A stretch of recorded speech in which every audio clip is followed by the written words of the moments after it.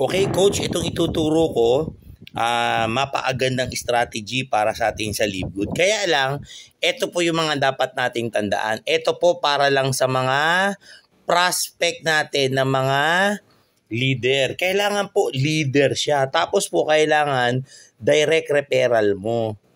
Okay? So ito po para lang sa mga direct referral. Hindi po natin to pwedeng ipamigay na mga na mga tao.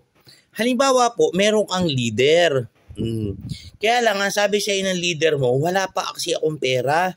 Nag-iipon pa ako, medyo, alam mo na, 3,000 kasi yon, 2,800 to 3,000. Nag-iipon pa ako ng pera. So, ganito po yung strategy natin, no, mga coach. Halimbawa po, mag-produce lang siya ng 1,500. Halimbawa lang po 1,500. Okay, sa kanya po yan. Pwede nyo po yung abonuhan muna. 1,500 manggagaling sa'yo. Ayan, ganyan po yan 1,500 galing doon sa leader, 1,500 galing sa'yo. Mare-register nyo na po siya, tama? Sige, pautangin muna kita. 1,500 ka, 1,500 ako. Bayaran mo ako may utang ka. Okay, so ngayon nagpa-register po siya. Member na po siya. Okay? Member na po siya. Ang ibibigay nyo lang sa kanya is yung kanyang link. Wag nyo pong ibibigay yung password. Kasi nga, may utang pa siya na 1,500. Ito po, wag nyo po nang ibigay. Ito lang ang ibibigay nyo sa kanya. Yung link niya. Ano ba yung link niya? Yung livegoodtour.com. O, yan, para naman makapag-recruit siya. Para meron siya mga referral. Ang mangyayari po niyan, coach, susunod na linggo, the following week, diba, the following week, yung 1,500 mo po na yan, babayaran sa'yo ni LiveGood. Tama? Diba? Babayaran sa'yo ni LiveGood yung 1,500 mo na yan. Ibig sabihin, walang nawala sa'yo. Walang nalugi sa'yo. May utang pa din siya na 1,500. Yung inutang, yung inabono mo, si LiveGood ang nagbayad. Nakuha mo po yan sa following week. Okay, so sa following week, andyan na naman yung 1,500 mo. Tama? Diba? May 1,500 ka na naman. Ito yung unang leader mo yan Sa following week, kuha po kayo ng pangalawang leader. Diba? Pangalawang leader, kuha ulit kayo. Sige, wala ka bang pera? Mahal ang bigas, mahal ang gasolina, pero meron kang 1,500. Sige, may 1,500 ka, may 1,500 ako, abonuhan ko muna. Abono. Pero, ganun uli.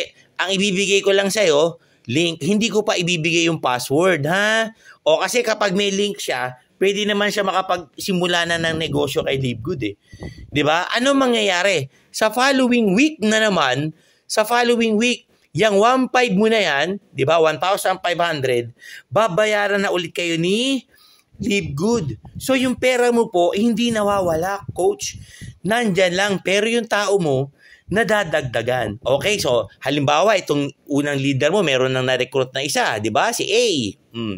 Di kaya kanya ng bayaran. Pag nabayaran ka na, bigay mo na sa kanya yung password. Makakapag-umpisa yung isa mong leader. Ganon dito yung pangalawang mong leader.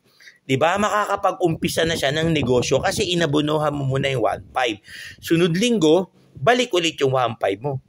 Sa following week, dahil may 1,500 ka na naman, diba? Hindi naman niya nawawala Nandyan ang nandyan. Pangatlong leader mo naman. Diba? Wala ka bang pera? May 1,500 ka.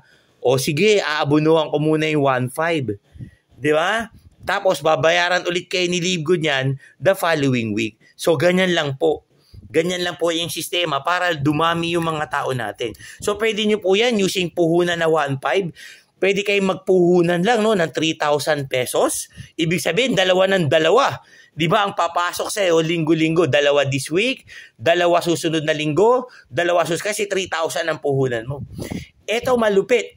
Kung ang puhunan nyo po 6,000 pesos, ibig sabihin kada linggo, 4 ng tao papasok sa'yo. 4 ngayong linggo, 4 sunod na linggo, 4 na sunod linggo. Binabayaran po ulit kayo, binabalik sa inyo yan ni LiveGood. Yan yung magandang strategy na gusto ko pong ituro sa inyo mga coaches.